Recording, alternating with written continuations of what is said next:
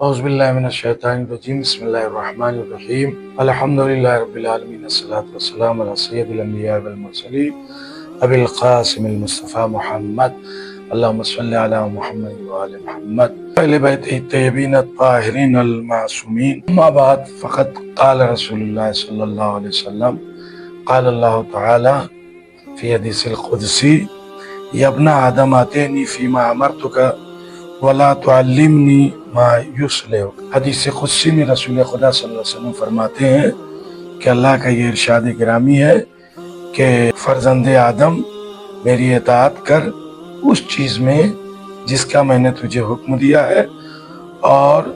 تو مجھے وہ چیز مت یاد دلا یا مت سکھا جو تمہارے لیے بہتر ہے، وہ مجھے مت بتا، کیونکہ میں تمہارا خالق ہوں، میں خود جانتا ہوں کہ تمہارے لیے بہتر کیا چیز ہے۔ یہ کہ دلیل میں حدیث قدسی ہے کہ انسان کو دعا کیسے کرنی چاہیے، اپنے اعتبار سے دعا نہ کرے بلکہ ان لوگوں کی بتائی ہوئی دعا کرے جو معصوم ہیں، جو معصور دعائیں ہیں، معصومین سے نقل ہوئی ہیں، کیونکہ اس میں دنیا و آخرت سبھی چیز سمٹی ہوئی ہے۔ آدمی خود اپنے ذہن سے جو دعا کرتا ہے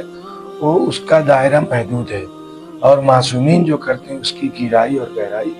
بہت اندر تک ہوتی ہے۔ اسی لیے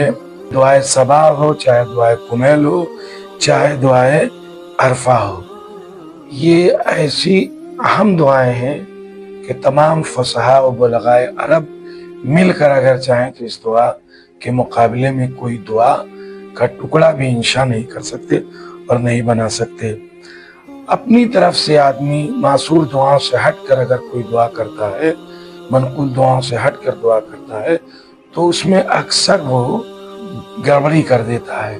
اور جو چیز اسے نہیں مانگنا چاہیے وہ مانگنے لگتا ہے، کیونکہ انسان کی سمجھ معصوم کی سمجھ سے بہت پست ہے۔ انسان مادیات میں گھرا ہوا ہے، روحانیت کی طرف اس کی بلندی مشکل سے ہو پاتی ہے۔ چنانچہ اس سلسلے میں دو جو ہے وہ حدیث کے ٹکڑوں کو پیش کر کے دلیل کے طور پر بیان کرتا ہوں کہ حضرت علیہ الصلوۃ والسلام نے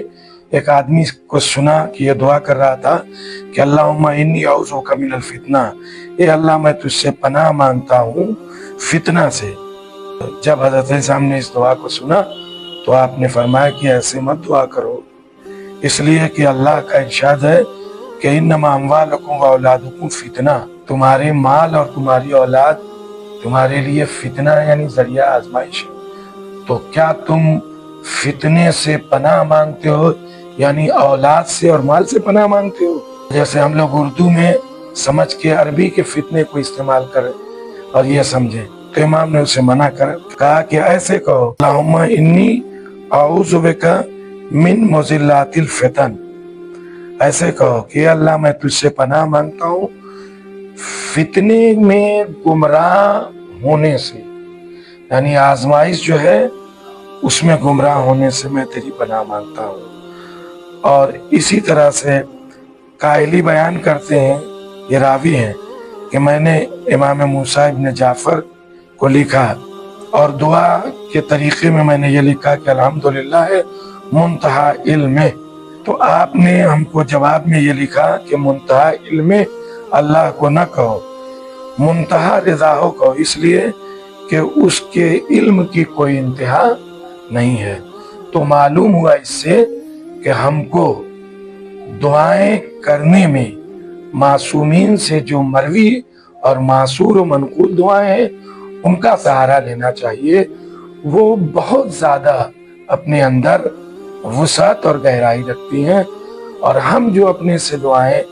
کرتے ہیں ان دعاؤں میں سب سے بڑی خرابی یہ ہے کہ ہمیں معلوم نہیں ہے، اور دعائیں ادھوری اور آدھی رہ جاتی ہیں یا تو گڑبڑ ہو جاتی ہیں۔ لہذا ہم کو معصومین کی بتائیں دعائیں ہمیشہ